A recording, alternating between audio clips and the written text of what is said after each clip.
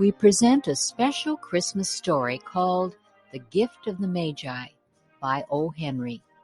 Here is Shep O'Neill with the story.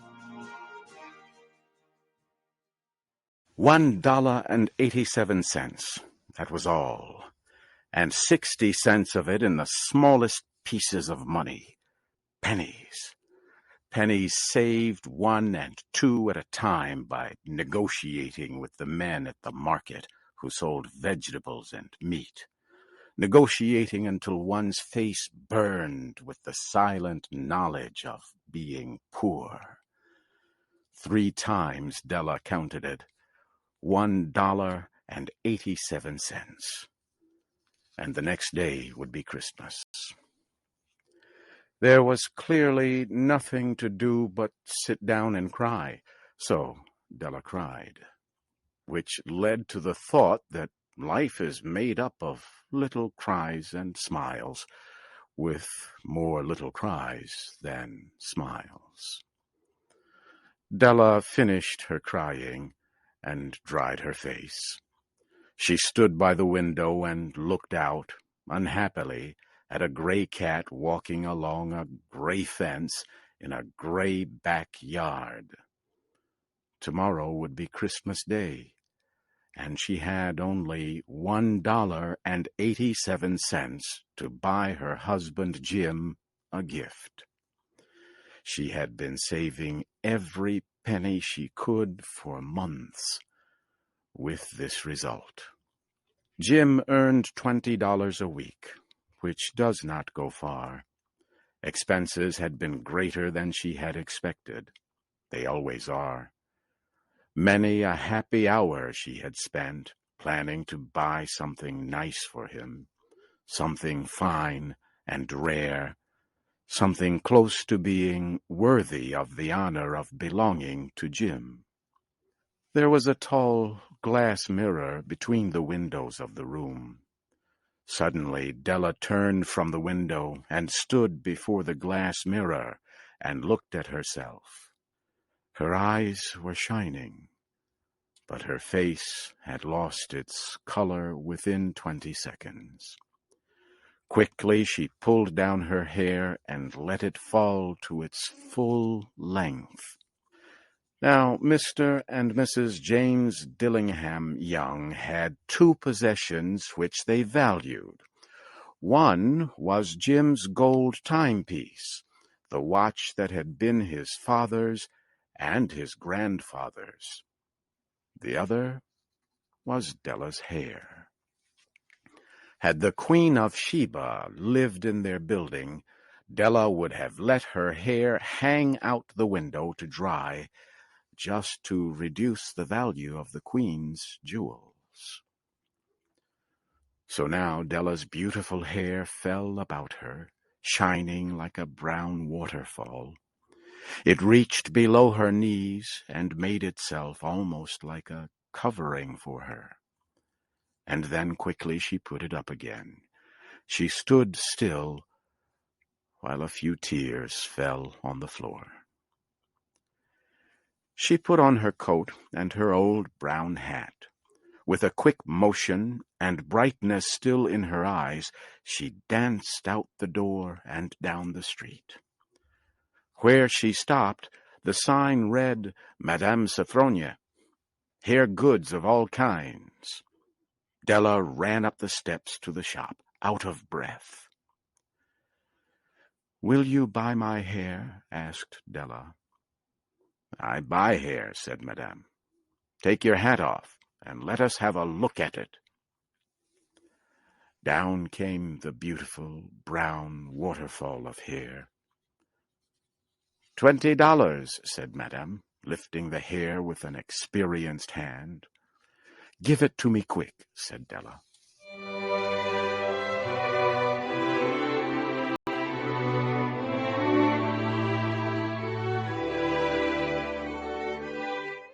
The next 2 hours went by as if they had wings. Della looked in all the stores to choose a gift for Jim. She found it at last. It surely had been made for Jim and no one else. It was a chain, simple round rings of silver. It was perfect for Jim's gold watch. As soon as she saw it, she knew that it must be for him. It was like him, quiet, and with great value. She gave the shopkeeper $21, and she hurried home with the 87 cents that was left. When Della arrived home, she began to repair what was left of her hair. The hair had been ruined by her love and her desire to give a special gift. Repairing the damage was a very big job. Within 40 minutes, her head was covered with tiny round curls of hair that made her look wonderfully like a schoolboy. She looked at herself in the glass mirror long and carefully. "If Jim does not kill me before he takes a second look at me," she said to herself, "he'll say I look like a song girl. But what could I do? Oh, what could I do with $1.87? At 7 o'clock that night, the coffee was made, and the pan on the back of the stove was hot and ready to cook the meat.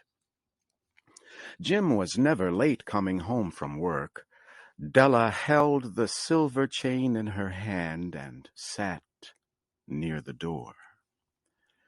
Then she heard his step, and she turned white for just a minute. She had a way of saying a little silent prayer about the simplest everyday things. And now she whispered, "Please, God, make him think I am still pretty."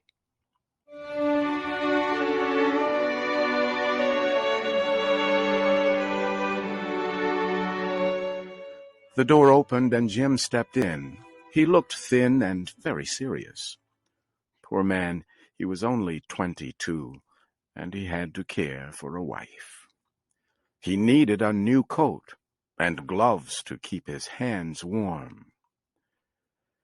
Jim stopped inside the door, as immovable as a dog smelling a bird.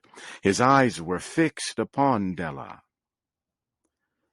There was an expression in them that she could not read, and it frightened her. It was not anger, nor surprise, nor fear, nor any of the feelings that she had been prepared for. He simply looked at her, with a strange expression on his face. Della went to him.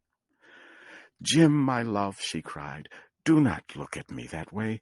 I had my hair cut and sold because I could not have lived through Christmas without giving you a gift. My hair will grow out again. I just had to do it. My hair grows very fast. Say Merry Christmas, Jim, and let us be happy. You do not know what a beautiful, nice gift I have for you." "You have cut off your hair?" asked Jim, slowly, as if he had not accepted the information, even after his mind worked very hard.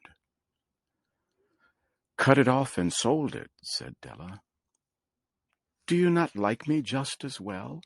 I am the same person without my hair, right?" Jim looked about the room as if he were looking for something. "You say your hair is gone?" he asked. "You need not look for it," said Della. "It is sold, I tell you, sold and gone too. It is Christmas Eve, boy. Be good to me, for it was cut for you. Maybe the hairs of my head were numbered," she went on with sudden serious sweetness, "but nobody could ever count my love for you. Shall I put the meat on, Jim?" Jim seemed to awaken quickly and put his arms around Della. Then he took a package from his coat and threw it on the table. "Do not make any mistake about me, Dell," he said. I do not think there is any haircut that could make me like my girl any less. But if you will open that package, you may see why you had me frightened at first." White fingers quickly tore at the string and paper. There was a scream of joy, and then, alas, a change to tears and cries, requiring the man of the house to use all his skill to calm his wife. For there were the combs, the special set of objects to hold her hair that Della had wanted ever since she saw them in a shop window. Beautiful combs made of shells, with jewels at the edge, just the color to wear in the beautiful hair that was no longer hers. They cost a lot of money, she knew, and her heart had wanted them without ever hoping to have them. And now the beautiful combs were hers, but the hair that should have touched them was gone. But she held the combs to herself, and soon she was able to look up with a smile and say, "My hair grows so fast, Jim." Then Della jumped up like a little burned cat and cried, "Oh, oh!" Jim had not yet seen his beautiful gift. She happily held it out to him in her open hands. The silver chain seemed so bright. "Isn't it wonderful, Jim? I looked all over town to find it. You will have to look at the time 100 times a day now. Give me your watch. I want to see how it looks on it." Instead of obeying, Jim fell on the couch and put his hands under the back of his head and smiled. "Dell," said he, "let us put our Christmas gifts away and keep them a while. They are too nice to use just right now. I sold my gold watch to get the money to buy the set of combs for your hair. And now, why not put the meat on?"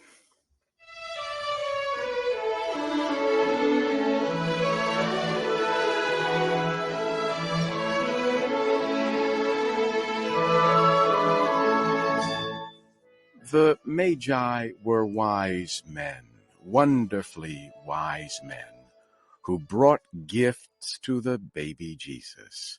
They invented the art of giving Christmas gifts. Being wise, their gifts were wise ones. And here I have told you the story of two young people who most unwisely gave for each other the greatest treasures of their house. But in a last word to the wise of these days, let it be said that of all who give gifts, these two were the wisest. Everywhere they are wisest. They are the Magi.